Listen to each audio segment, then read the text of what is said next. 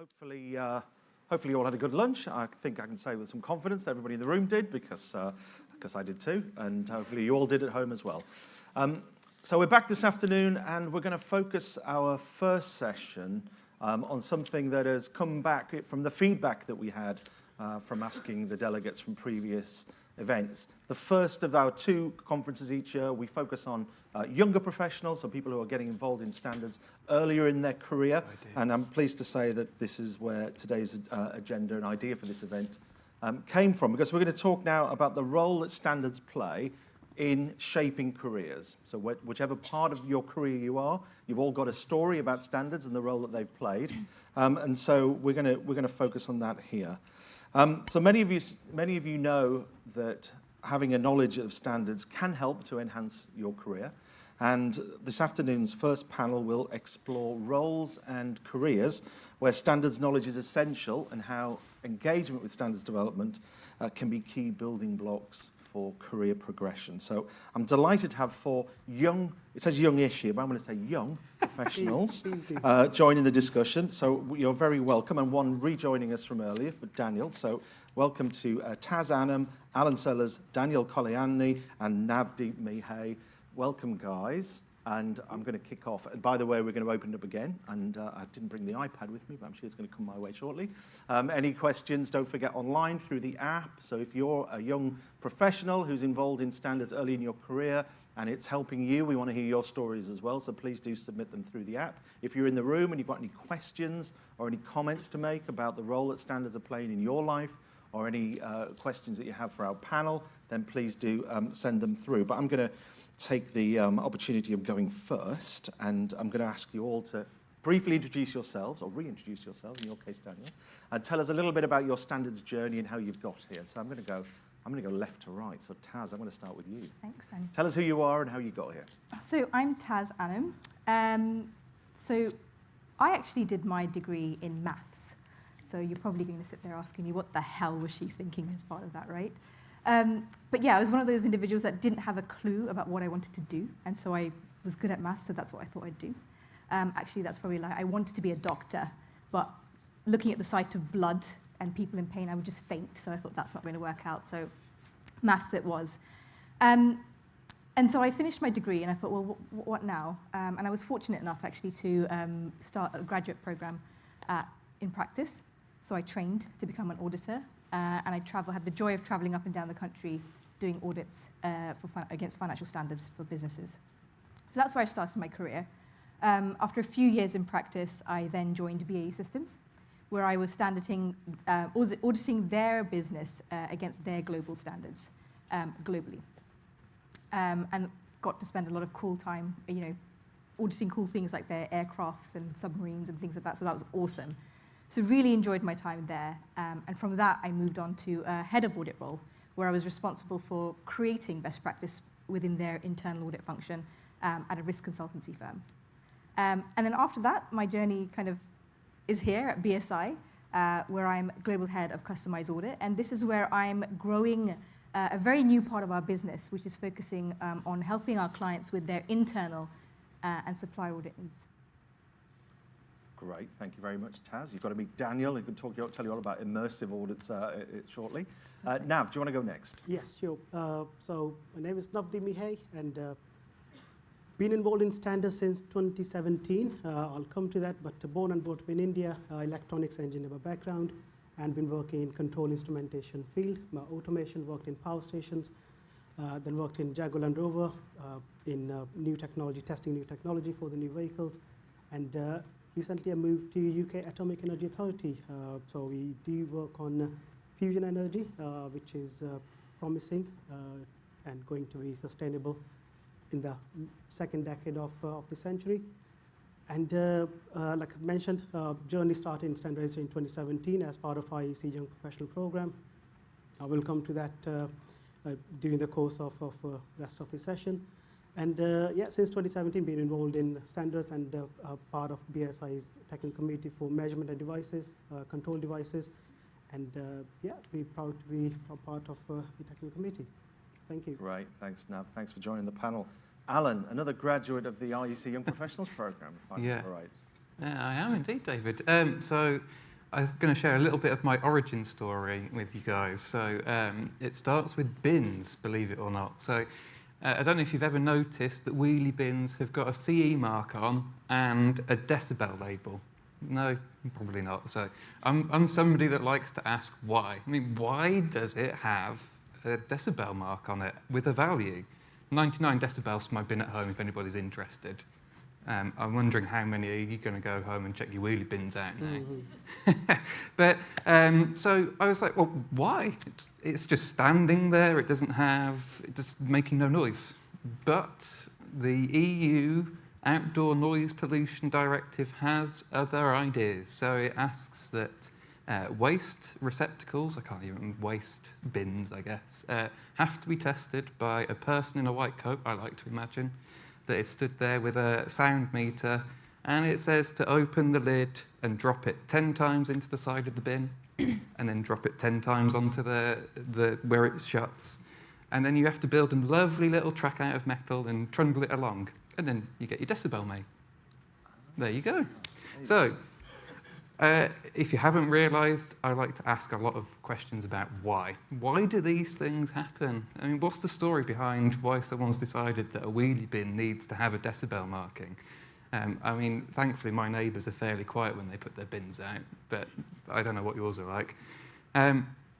So it's that inquisitive nature that I have that has led me into this world of standards. And I started off in aerospace and defence, working on simulated products, looking after the electrical safety of those and EMC.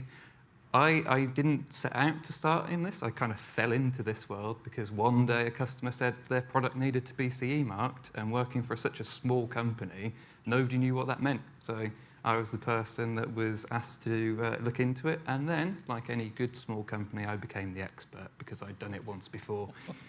And so that's where it started. From there, I went into oil and gas, where we worked at certifying things in hazardous areas that can blow up small towns and villages if you don't get the certification right.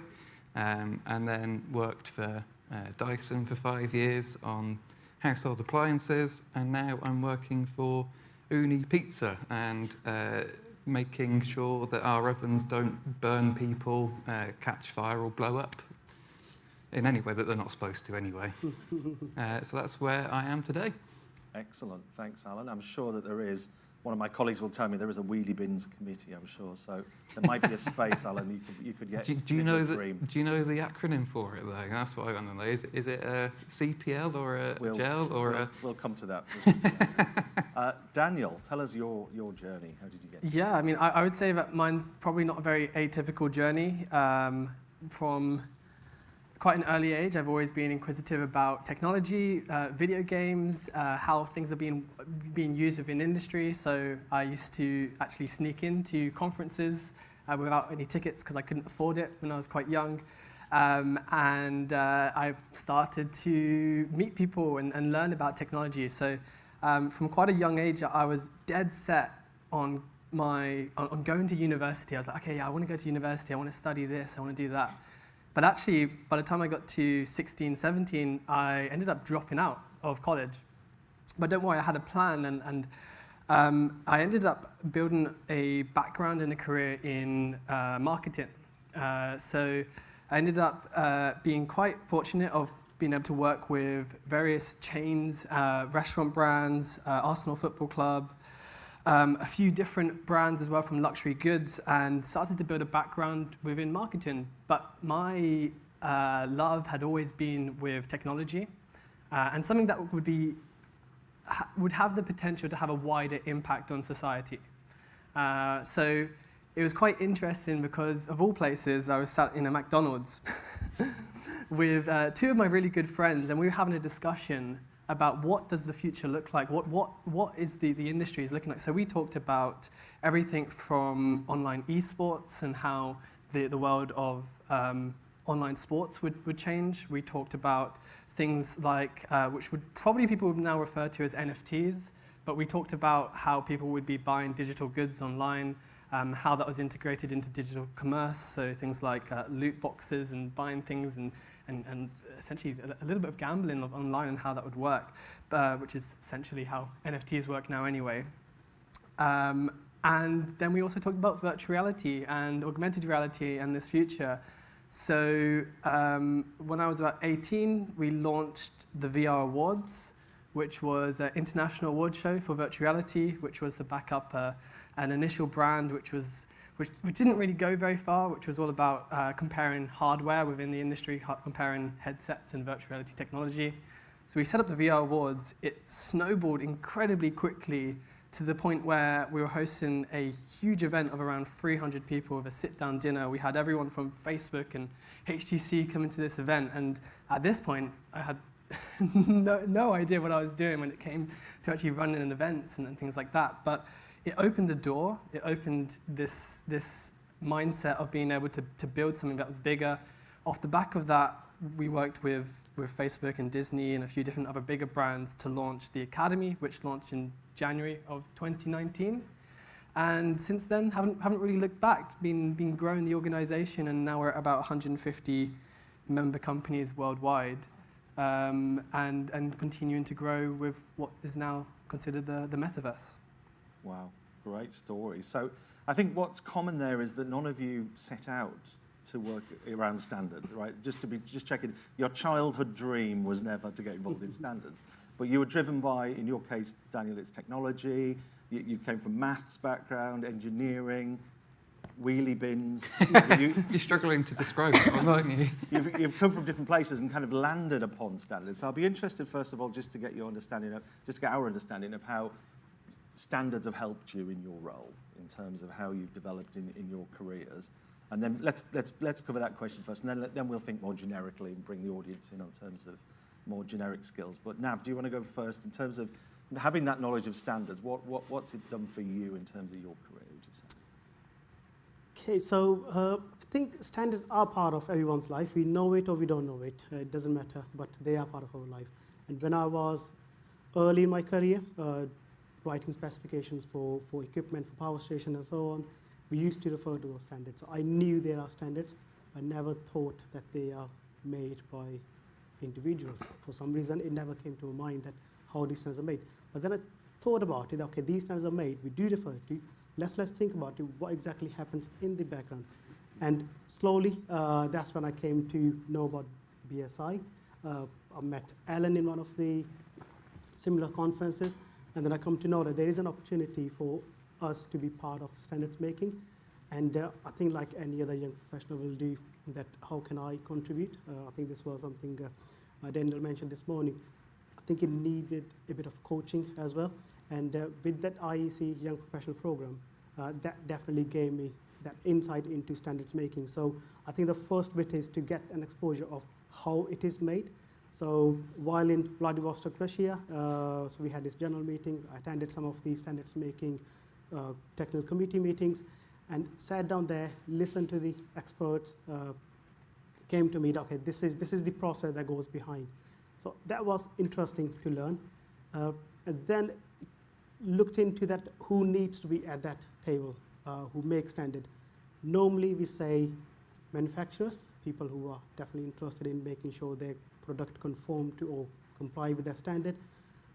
But I thought we definitely need end users as well. So some of the instruments which I've been using in power stations, I may not need to manufacture them, but I need to know, I need to ensure that they are fit for its purpose. So that's when I thought we need end users, and I think BSI do encourage the end users into it, but my experience has been that there has been a bit of less of interest or engagement from the end user perspective in making those standards. So I wanted to bring that change to the table, and that's when I got into those things. And then having the experience in power stations, using those sensors, that got involved more and more. And once you are into it, you get to know more of the things that you can actually help out with. And that's what been my journey into standards. And I think that's when we are here from 2017 to 2022. Great, thanks, Nav. And Taz, you're full-time employed in the standards industry, but what's standards done for you in terms of your career? Yeah, so I mean, reflecting back, I suppose standards has sort of formed the foundation of my career. So I've always been auditing to it, or sort of helping a business adapt to their best practices and creating their own standards. So it's always been forefront of that career. And how I've seen it is it's very impactful for a business. So it creates efficiencies, it creates value, and you're part of that value. And so as part of that, it's helped me really progress through my career because I've been part of that journey with the businesses that I've been auditing or have helped create their own standards. Great. And Daniel, you talk about the way the industry's grown. Have standards played a role for you? Yeah, I mean, to give context to the journey, a lot of people have to realize that virtual reality had its boom in the late 80s, kind of early 90s, where it was touted to be this amazing technology that would take over the world. And then it very rapidly decreased because it was very apparent that computing kind of processing power wasn't there to be able to bring these ideas that many people had to life.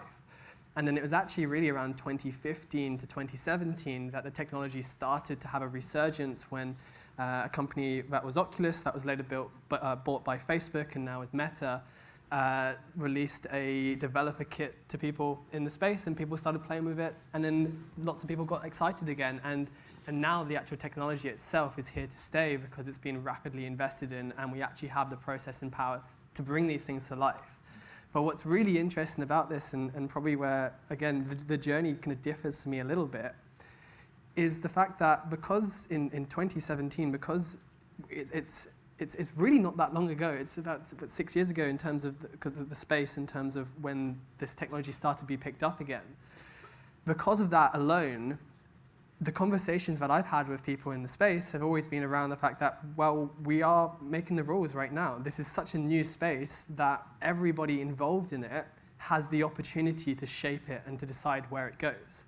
So my motivation for coming into standards from this perspective is because there actually isn't any modern standards for this technology. And what we're doing is we're preparing the world before legislation is put into place to be ready for the technology, because those standards don't actually exist. Yeah, great. Alan, tell us what standards have done for you. Well, standards and the way it's influenced my career and the work that I do has changed a lot, and it's not been one thing or the other. So initially, when I first came across a standard, I was a little bit surprised that it was full of really useful common sense. I don't know why. I thought standards were this like remote thing that were there to get in the way. But reading really helpful things like don't put 2 plugs on an appliance is like a great idea, because while you might get more energy into your appliance, it might not be such a great idea. So I realised that the value of the knowledge that was in there is almost like bringing in a consultant into your organisation, because it's the accumulation of the knowledge of people that have been in a room and have agreed on, well, maybe not agreed, sorry, BSI, not agreed. There's no agreement in consensus, just the absence of disagreement. I've got to get that right. And so that's where I came to it. And then when I'd moved to my next job, there was a standard that we knew that was going to be developed. And this was where it really started for me. Because it was being developed, I had no idea how to get the standard to work out what it said, how it would impact our business, and what the consequence would be. So we got in touch with a trade association. That trade association, thankfully, showed us what was in it. And Andy over there at the back, there he is waving, he was dispatched to Florida to meet the people writing the standard and showed them a picture of what they were writing the standard for and a picture of what they were actually writing the standard for, and they were 2 different things, which was amazing. I mean, this is my introduction to the world of standards, and there's a group of people that are writing a standard for our product, meaning to write it for something completely different. And so we got involved and we wrote the standard for the correct thing, and then it was published. And I thought, wow, this is really interesting. That it's just people in a room talking about what they know the impact will be on a particular industry or business or product.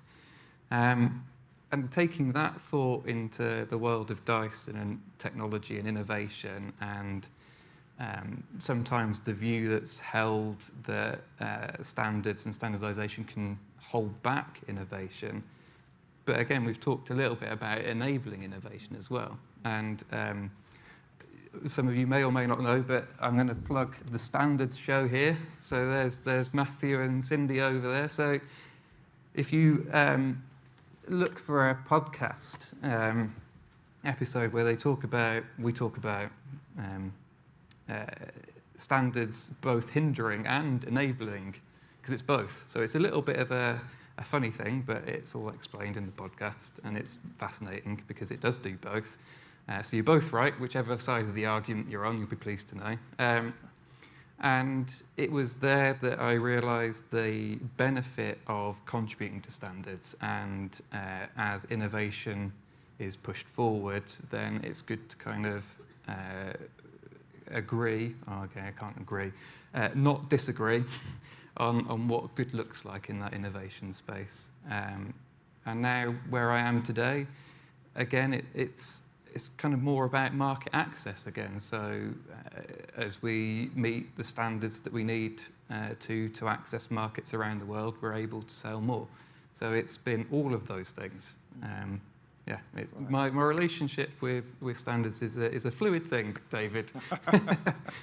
Well, we're going to come on in a second to talk about the kind of softs. For the three of you who are involved in standards development, maybe we can talk about some of the kind of soft skills that it's helping you with. But I'm conscious that everybody in the audience has got a standard story. You're all somehow related to standards, and you've all been involved in standards through at whatever stage you are in your career journey, he says delicately. I'm sure you've got a story for how you got here, and it's standards related, and so I'm sure that everybody online and on our panel would be interested to hear from you as well. So we will put the microphones around in a second, so be prepared for that.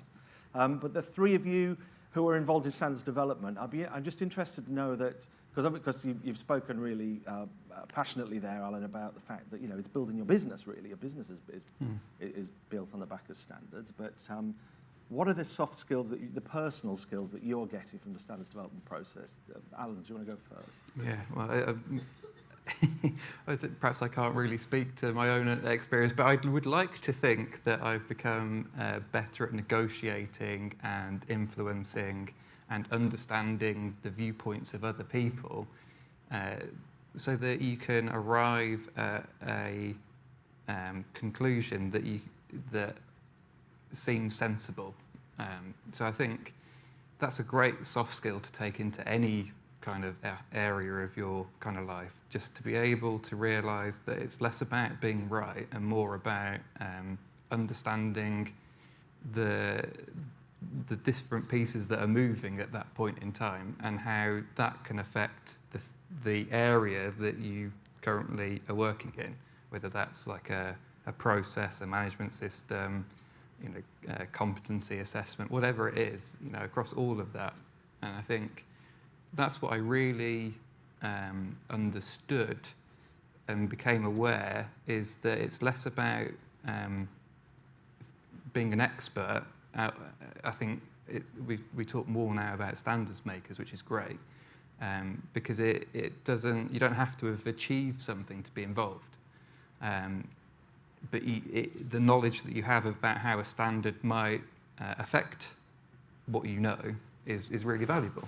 Yeah. And again, coming to the diversity of thought, the more diverse the thought around the table, the more ideas you have, the stronger the consensus that you get. So that's what I've learned. It's not just, you're right, it's not just about industry. If you want to participate as a consumer and put your voice forward as a user of products, our Consumer and Public Interest Network are recruiting right outside the door right now, so do sign up for them. Before I come to you, Nav, if does anyone in the room want to share one of their experiences of how standards have changed your work and what it's done for you in terms of your business and your career, put up your hands and we'll get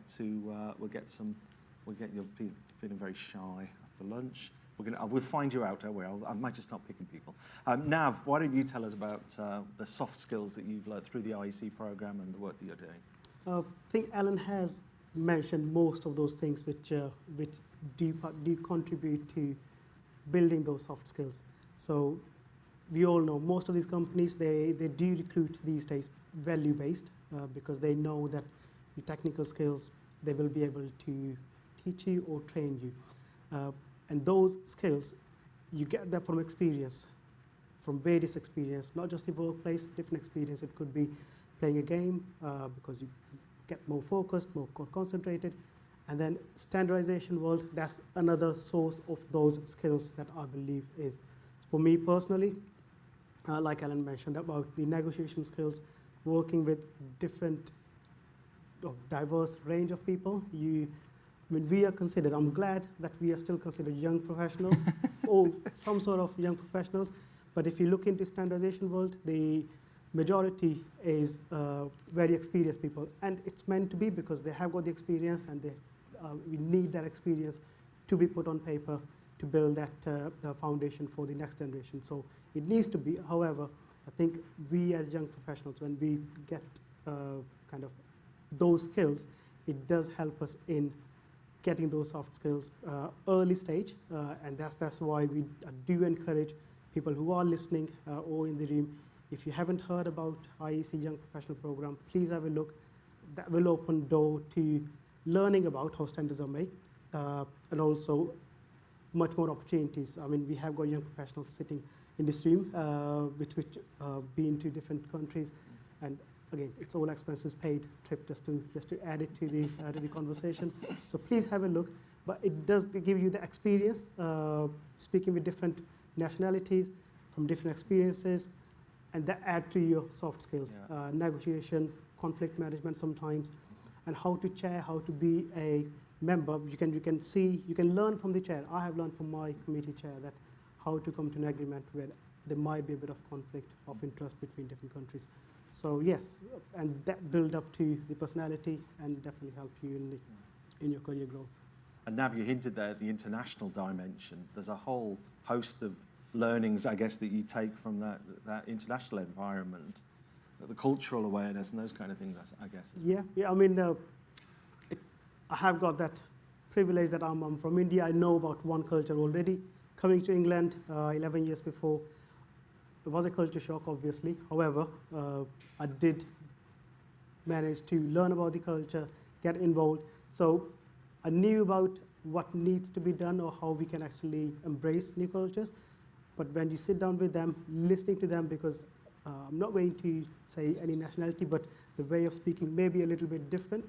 And you have to adapt your way of communication, because some nations, they may be saying it a bit too much, or some maybe a bit less. So you have to listen to them, understand what exactly is happening in between the lines, and adapt, making those standards so that it actually fulfills the purpose it's meant to be. Yes, so it definitely fills that gap. And then when you come to where I'm working at the moment, so we have got scientists, engineers, technologists from all over the world. So fusion energy, so we have got a joint European torus, so it's a fusion machine which UK is operating for Europe and other contributing parties.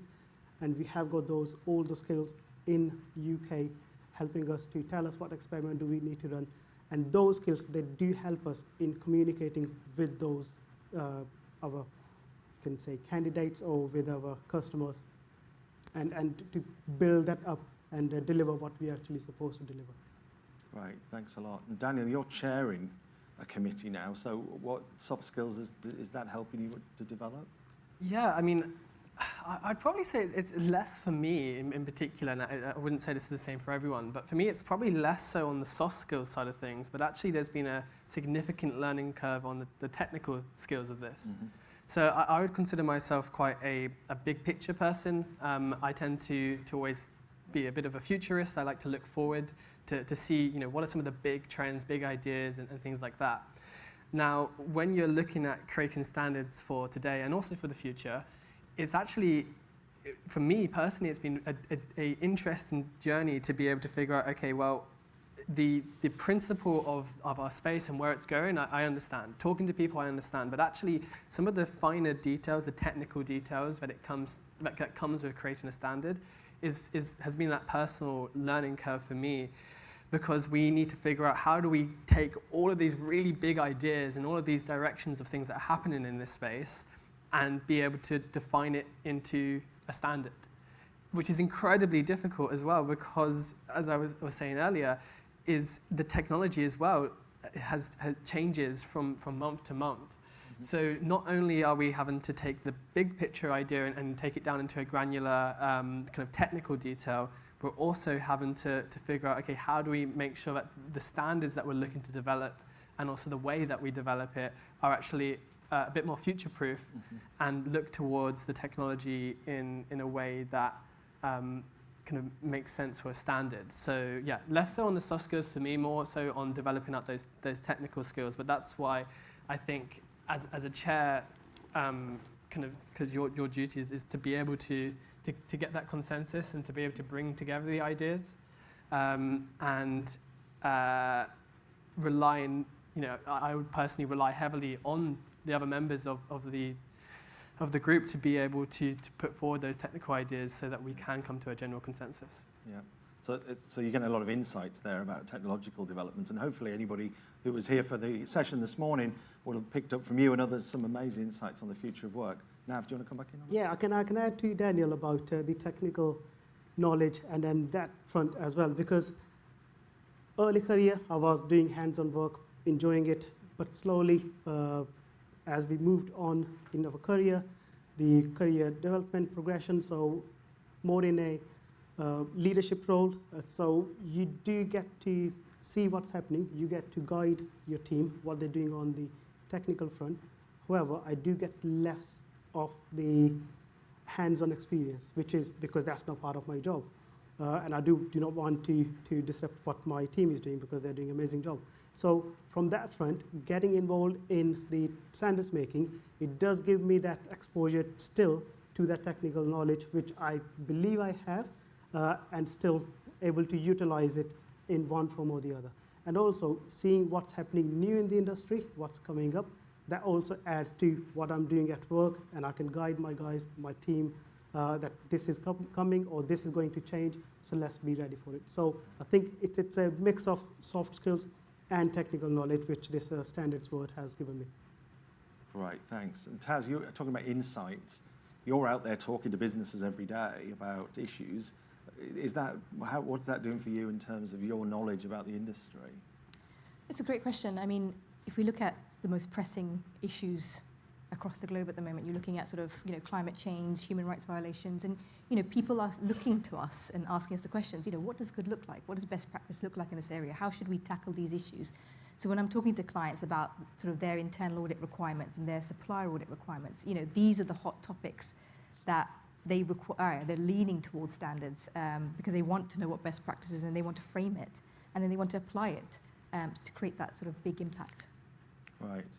Well, I'm going to throw it open to the floor for any of your recollection. Certainly, lots of you have made a conscious decision to be involved in the standards development world. So I'd be interested in your perspectives. We have a commentator here. I might ask our colleagues from UCL as well, because obviously as students, you've got to make a decision about where you're going with your future work, and you're very involved in standards and other things now. So I'd be interested also to get your perspective. But please, do you want to go first? Hi everyone. I'm Mark Penton. I work for Barzi. I'm now Global Regulatory Manager for their coffee machines worldwide. Well, I do have something in common with Alan. Wheelie bins. Hey, I'll talk to you later. Yeah, we can have a whole chat about this. But I used to work for Tuvsud, where there used to be Siemens Plessy testing us. Anyway, we got involved when wheelie bins first came out, actually in developing the standard and the physical tests that are performed on wheelie bins, not just for noise, but to make sure you can slam the lid, whatever, I can't remember what it was now, 10, 20,000 times without it breaking, resistance to temperature and all this kind of stuff. So for me personally, standards has been a big part of my working career. I started off as an electronics engineer, got made redundant at the end of my apprenticeship, and ended up working on contract for Electrolux. They had a little test lab close to where I lived, and I was exposed to this world of these 300-page documents with all these requirements in, and it was a real eye-opener because I'd never seen anything like that before. Worked for Electrolux for a few years, got made redundant there, ended up working for TUV. In fact, I worked for TUV for over 25 years. Started off as a test engineer, ended up in a senior management role. And one of the things for me with standards is a lot of people perceive standards as this benchmark up here that you've got to try and achieve. To me, the standard is down here. That's what you have to do. You should be aiming higher. And I spent a lot of time talking to my customers who just failed the limit and they couldn't understand why it was such a big problem. I'm like, well, that's the minimum requirement and you're failing it. You should be aiming way above that. And I think, all these guys who sit on the standards committee and write these standards, they're not writing some unachievable gold standard. They're spending a lot of time, and you guys will know this, what is achievable and realistic that isn't going to impact industry, isn't going to inhibit commerce or have a restriction on the industry. It's to put an achievable level that protects people at the end, but also doesn't inhibit business at the same time. So I could probably talk all day on this topic, but thank you very much for the opportunity. You'll be on here next, on the panel. But to that point, Alan, you've got the Household Appliances Committee, which is a bit of a mega committee. But I remember that conversation there because everybody wants their house appliance to be 100% safe 100% of the time. Yeah. And there's certain ways that that's just not practical for some big machines. And ultimately, there's this balance, right, between inhibiting industry and making an absolutely safe product. Yeah, absolutely. And that's where it's important to get that diversity around the table, because you want people that investigate things when they go wrong. You want the test houses, you want consumers, people that make them, government as well, all around the table trying to use their different perspectives to agree what is a sensible approach. I keep saying agree, sorry. If I say agree, just think lack of disagreement, please. Just read lack of disagreement. And yeah, there is an inherent tension in that because manufacturers want the freedom to develop without too many limits, but others around the table would prefer it to be more stringent so it was less risky, and it does all come down to risk. There can't be an absence of it, I guess. I'm going to come on to our students in a second, but I'm conscious that none of you were thinking about standards when you were at school, right? I mean, this was not like a life passion. And I did have the experience myself. Has anyone had to go into their child's school and do that talk about what does your parent do? It's kind of one of these awful things you do as a primary school, and I had to do that myself with my son. And you've got this awful. How do you make standards interesting to a group of 9-year-olds? And it's a real challenge. And you try and say, well, it's about bicycle helmets, and so you fall off your bike, you don't get hurt, and so not in a way. So, but then when my son got home, I apologise to anyone who's heard this. We said this story before. When my son came home, I asked him if everybody was talking about standards all day long after my incredibly inspirational speech, and he said, well, yes. I said, any other parents come in? He said, oh yeah, the guy after you works for Sony, and he bought a prototype of the new PlayStation in. So standards was like forgotten. If you'd have brought in a wheelie bin, David, you would have had the room. We have a virtual group for wheelie bin enthusiasts outside, so we can have that conversation. Right, have we got the microphone over here so we can? I'm going to ask some of our UCL colleagues. Obviously, you're heavily involved in the public policy program, and there's elements of standards in it, and we're really pleased that you've come along today. So tell us a little bit about how you see your journey in the future, and whether standards are going to play any part, or whether you're going to run a mile, having heard all that you have today. Yeah, I don't know if I speak for my colleagues as well, but when I first started my degree, I didn't know much about standards at all, and I think we've encountered standards through technology governance, and we deal with a lot of emerging technologies.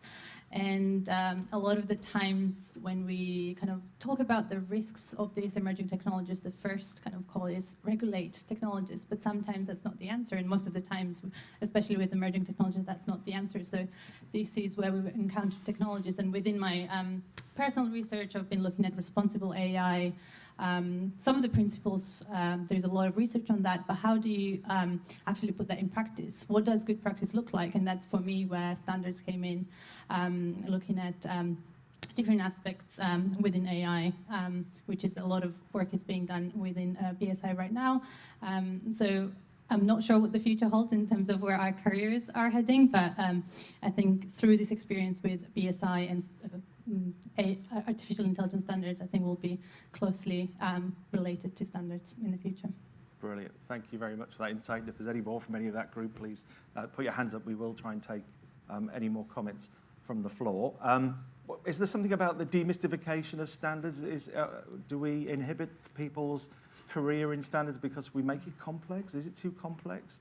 Taz, when you're out there talking to people, are people complaining it's all a bit hard, a bit complex? Is it? That's why BSI is here, right? To make it simple.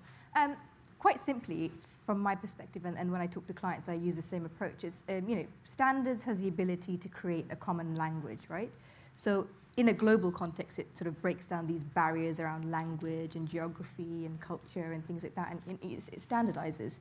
And so if you look at something like, something close to my heart, something we're really focusing on is social audits across the supply chain. Mm-hmm.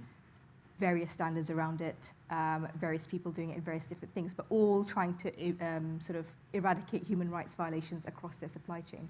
Now think of it as the impact that standards has on that. It can have a much more deeper and wider impact when everyone is doing similar or same things rather than individuals working in silos. So those are the types of conversations we have to excite them more about standards. Yeah, exactly. You don't talk about the standards, and you talk about the impact, the impact and the solutions of it. And I guess is that something? Do you have that awful moment that I have when someone stops you at a party and says, "Oh, what do you?" Like I go to parties. What do you do? And then you're stuck with this awful. How do I explain this in 30 seconds without losing them? I don't know. My position with kind of perspective on standards has changed, because before I didn't know where they came from, who wrote them, how to access them, and it felt remote, removed, and it felt like there was a bar that you had to meet before you could be involved and contribute. But where I'm sat today, I know that that's not the case, but I'm interested to know for people who are in the position I was, whether that's still the case or not, because I can't tell anymore. I've become a little bit a part of the furniture, unfortunately. And I think it is important that the barriers that we do put in, whether they're cultural or otherwise, we do address them so that we do get that better diversity of thought around a table. Mm-hmm. How you make that whole process as open as possible. Yeah. Nav? Yeah, I think on the impact front, I think it's very good what you mentioned about we need to communicate more of why we actually make standards. Yes, we use them. However, as a global, what impact does it make? So I think it was 2019, there was a similar standards conference, and it was actually targeted toward UN Sustainable Development Goals. And standards it said that standards are the key to unlock those goals, to achieve those goals. And what IEC has done now is every standard we are making, any new standard, we are linking that with what of those 17 goals we are going to be achieving when we make this standard. So I think it will make more clear to the young professionals or the employers that why these standards are made, and also how we can have more participant into standards making process, and they will actually make an impact in a global and for the future generations. Right, yeah. Daniel, do you want to come in on that as well? Yeah, I mean, I want to be kind of brutally honest. Before I was exposed to BSI and I guess how the standards work, I looked on it as an onlooker, and I was like, what is this? And to a certain extent, I still have that in that perspective, because I think I had a moment when it was literally last week, and I had one of my team log into the portal with BSI, and they said to me, Daniel, what is IST 300, 500, this, what is this, and what is IST, what is, and this was one of the biggest challenges as an outlooker when you look in on this, is, and especially for young people, is it's intimidating. When you look at how the process has been set up, and because it has such a long history and such a long background, and this is how it's been done for such a long time, for young people that come into this and are looking at it from without having the insight and the knowledge that we're now lucky enough to have, it feels intimidating because you have no idea whatsoever what's happening. I think that's something that I think BSI is recognizing in terms of modernizing and being able to approach that. Probably, we're having this conference today talking about how do we encourage young people into this space as well. So I think that's definitely, like, from a completely honest point of view, before I was exposed a little bit further into this space, it felt very intimidating in terms of, okay, actually, well, I'm very, very lost here, very, very confused. So from that perspective, I think there's ways that's improving and that will continue to improve. There's probably a quite funny story. I remember, it was a very, very long time ago, and I remember once I was walking around and I saw on kind of the covers for drains or for the, I think it was just walking along and every utility kind of cover, and I was like, why is there this weird heart symbol with like a BSI thing on it? I was like, and I remember I Googled, and this was a long time ago, but I Googled, is BSI the Illuminati? Because I saw this logo everywhere, and I didn't know why, and I was like, what is this? And then that exposed me a little bit to, okay, well, this is about setting a standard for these things, but I think there is a lot more to be done when it comes to demystifying it. Is BSI the Illuminati? Did you get the answer? I don't know. There's a lot of conspiracy theories out there. It sometimes feels like that, but sure it's not. So I'd be interested in those of you who've been involved in standards for quite a while, and we need a microphone over there. I'd be interested to know, for those of you who've been in standards for a while, whether you feel that it's really accelerated your career, or conversely, has it held you back? If I hadn't spent so long on your standards, I could have been a millionaire. So we've got two comments there. Let's take those two, and then we'll. Hi. Those questions. Oops, that's a bit loud. Aaron Barzi, Director of Science for Galapagos, which is a pharma company.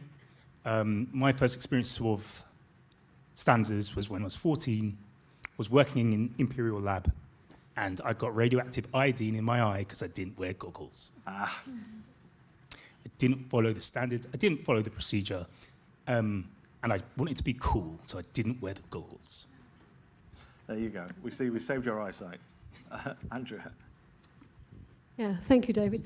I trained as a librarian, and you might think that has absolutely nothing to do with standards, but you'll be very pleased to learn that BS 1000 doesn't exist today, but it was the standard for universal decimal classification. So I was using standards from a very beginning of my career in the construction industry. Obviously, standards are used a lot in construction, so I was always managing standards. But if you roll forward to 1996, when I joined the company I'm still with as a consultant, I became their standards manager, basically responsible for the standards collection in the business. Didn't know what I was doing at first, so my boss said, well, join BSS, which I did, and I soon learnt that standards were actually incredibly useful and powerful tools, and that the more you used them and understood them, the better you could be at doing what you did, and particularly in the construction industry. I mean, one of the things we did some years ago was write a thing about why they were valuable, and it was basically a standing on the shoulders of giants scenario where the standards were there, and if you wanted to innovate, you then went forward. So over the years at the company, I became known as the person to go to if you had any standards inquiries at all. But I didn't get involved in standards development myself until BS 8900 came along. And I joined that committee as BSS representative because it was a topic of interest. And I kind of got wound into the sitting on technical committees. There's grins going over there from ex-committee secretaries into sitting on technical committees. And certainly I've found that to be an incredible learning experience. I've learned so much since I've been involved in BSI. I'm now pretty semi-retired, but I'm still a consultant at Arup, and I still get people coming to me with standards inquiries because nobody else has really taken over that role. And one of the things I wonder now, kind of towards the end of my career, is whether at the beginning would it have been quite helpful to have some way of showing employers that you had that level of expertise in a qualification. And I raise this because, as David probably knows, and some of the rest of you know, BSS's sister organisation in the USA is called SES, Standards Society for Standards Professionals. Now, they actually have a qualification system within their organisation where you can have it's not a degree, it's a kind of like chartered thing, but there's 2 levels of it, to show your employer that you are a qualified standards professional. And I kind of think it would actually have been quite useful when I started out, quite a few years ago, to have actually had the opportunity to get that qualification. And I wondered whether the panel would agree with me that that kind of qualification and recognition of how much you learn as a standards professional might not be useful today. Yeah. I find it really interesting if you go on LinkedIn, and as I do, for you guys, lots of you have put at the top in your LinkedIn that you are chairing a committee or sitting on a committee. So there's a recognition from people that's involved that there's value in it. But a quick thumbs up, thumbs down, is it something? Do you think a qualification is something that might be of interest, Alan? Yes and no. Yes and no. I think, because on the one hand, I would like there to be less barriers to being able to participate, and giving the appearance that you have to have a qualification or be registered would be, I don't know, it could be perceived as that, but I think the question behind it for me is recognition. And the only way I think that recognition of what standards makers do is to actually talk about it. You know, you talk about going to a school and being kind of knocked off the top spot by somebody from Sony bringing in the PlayStation prototype. It's just, but you could talk about standards that are involved in that prototype. Yeah. And when I used to manage a team at Dyson, I used to say to them, we used to have a constant discussion about recognition about the job that we did. Because it's almost like a goalkeeper role. Unless you stop getting the clean sheet, that's when you start getting noticed. And actually, if you want to be noticed for the positive things, you have to recognise them yourself and then talk about them and highlight them. And I think it's for all of us to do that. Yeah, I'm going to give the last word to our friends from UCL. No pressure. Hello. Okay. Yes, Sierra here, also from UCL. So I will agree with my colleague Anna that before I began this program, I didn't really think much of standards, and I wasn't quite sure what they were. But it sounds like from your comment, Daniel, and others, that the actual use of the document, of the standard itself, sometimes may seem a bit inaccessible. So before I came into this program, I spent 6 years as a UX designer for analytics software. So it's sort of just a habit to think about, you know, what is the document or the asset that I'm creating, and how is that used and like put forth. So I'm wondering, I guess that's a two-parter. The first is this a discussion that's had in BSI, sort of how to make, maybe not necessarily the specifications themselves, because of course that's where you're really mitigating risk, but the process of purchasing, using, and maybe getting advice on implementing those standards. Is that a discussion that you're having, or that standards bodies are having more generally? And then my second question is, you know, when you think of standards, you probably don't think of user experience. You might think of the creators of those standards, the experts, or someone who's auditing. What are other career paths having to do with standards that you might not think of at first for people who are looking for a way into this field? Great questions. We're going to come back to, maybe I could take the first one about the process, because certainly about the process on implementing and what support we can give, because BSI is always looking at ways that we can answer those questions. We have our knowledge centre, and we have knowledge services as well, where we help organisations, and through our online portals, we're trying to do as much of that as we can, with the help of all of the excellent chairs and committee members that we have. But we might come back on your second question in terms of what type of roles would you fall into standards, because as you can see, you can be a mathematician and fall in that way. But maybe one more question first from Andy. Hi, thanks, David. Andy Evans, Technical Director at the Gambika Association, and thanks for remembering me, Alan. And before I worked for Gambika for around 11 years. Before that, I worked for industrial automation companies and process instrumentation companies for about 20 years.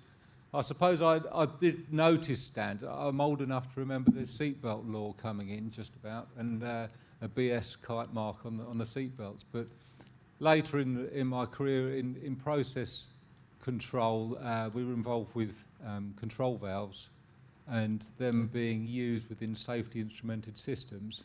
So I was sort of thrown into the deep end, I suppose, with functional safety, 61508, 61511. Any of those, if those numbers mean anything to anybody, you will know that, yeah, that's the heavy end of standardisation, should we say. So I had to navigate my way through that. And then later on, obviously, within my association work, I'm heavily involved with the standardisation for standards which my members use. And I think I feel privileged in that I've had that experience of being in industry and different, not just one type of industry, and then also being in the standardisation world. And I think one of the striking things is when somebody writes something in the normal world, should we say, and somebody amends it or makes comments, people take offence to that.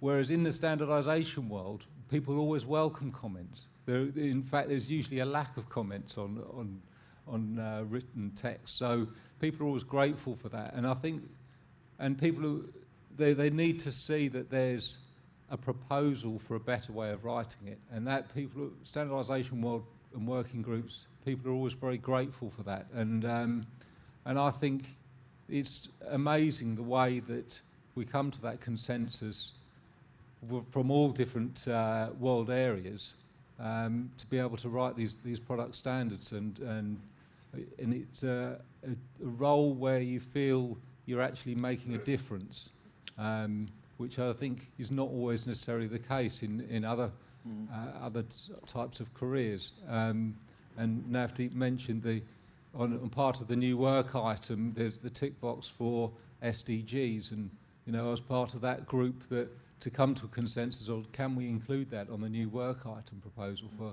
Sustainable Development Goals? So, yeah, I would encourage anyone, if you get a chance, to at least investigate. Right, that's a really positive way to end. But maybe to close, just to directly address our friends from UCL about whether they should get involved. What would you tell them? This is your younger selves over here. Maybe you could tell them to run a mile or two to get more involved, and maybe to address that question about what type of jobs lead you into a standards path. Because certainly when I first got involved, everybody was an engineer, and it was only engineers that sat on committees. But now, of course, it's opened up so much more. But maybe we'll start at this end. Daniel, would you recommend them to get involved?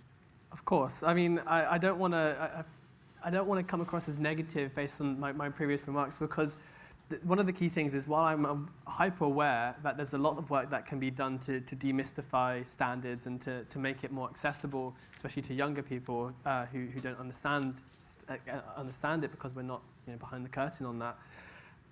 Part of the reason that is a major motivator for me also being part of the group is to be able to also take the learnings and take the information that's being shared within these groups, and also the standards that we're able to create, and also demystify them to the people that I get to work with, to be able to work with all of the organizations, over 150 different organizations, and to work with our team to be able to show them about this and to demystify it within other organizations outside of the bubble that is within. So part of my major motivations is being able to develop out standards that are going to better our industry, which I firmly believe are needed, but also on the flip side is really working to be able to demystify that for other people as well. Right. Alan. I'm going to attempt to pull a few strands together, so this might get a little bit messy, so bear with me. A guy at work messaged me a couple of weeks ago with the acronym ELI5. I don't know if anybody knows what ELI5 means. I have no idea. It means explain it like I'm 5. And I think we need a lot of that in the world of standards, because if you go and look on the IEC website, there's actually a page dedicated to the 150 plus acronyms that are used in the work of the IEC. I mean, that says volumes about the work that we're involved in. But I do think it's changing, like you say. I think we're moving more to horizontal standards, if you like, because we're looking at things like sustainability, environmental impacts. In my world, we're looking at radio approvals, and they're cross-cutting things rather than this dishwasher or this, pizza oven, whatever it might be.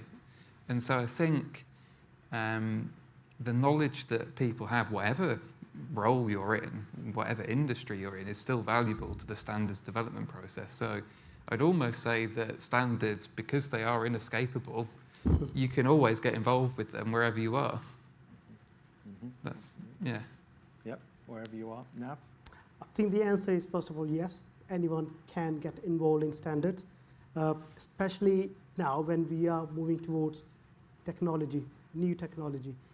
The new generation or the younger generation, they are quickly adaptable to those technologies, using of AI, VR, and mobile phone. You can train, or they can actually get trained 3 years or 4 years old. They know how to use a mobile phone. So the new technology that's coming up, it will be used by the younger generation. So they need to get involved now, so they can actually guide to have that technology to the way they actually want it. So the answer is definitely yes. And how you can get involved, I think we already mentioned manufacturers, but end users, they can get involved. So you are the end user of a product. I was in a podcast with Matthew the other day, or I think it was last year actually. The plug. Same one, yeah. Talking about led to how we can actually get involved, or how does it impact us. And motorbike helmets, so we do wear helmets. Now there has to be some marking, there has to follow a standard. Now you wear a motorbike helmet, you want to make sure that it's actually doing its job.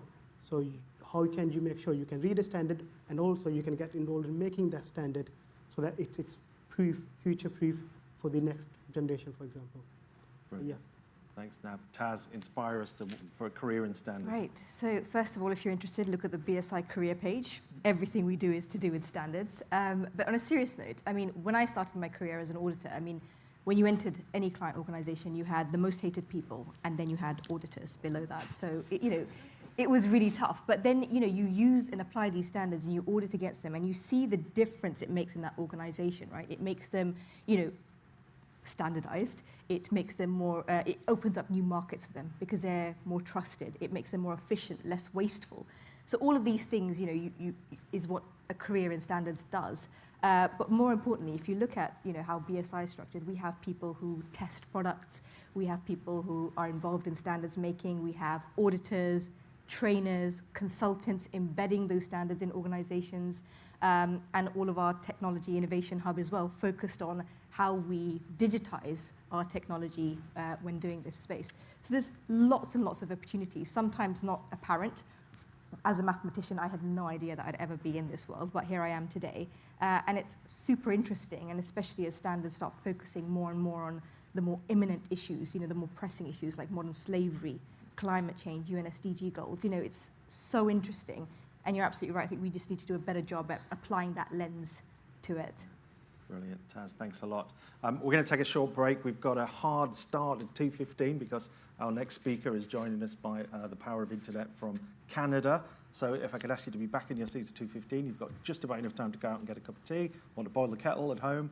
But before that, let's thank our panelists, Taz, Nav, Alan, Daniel. Thanks so much, guys.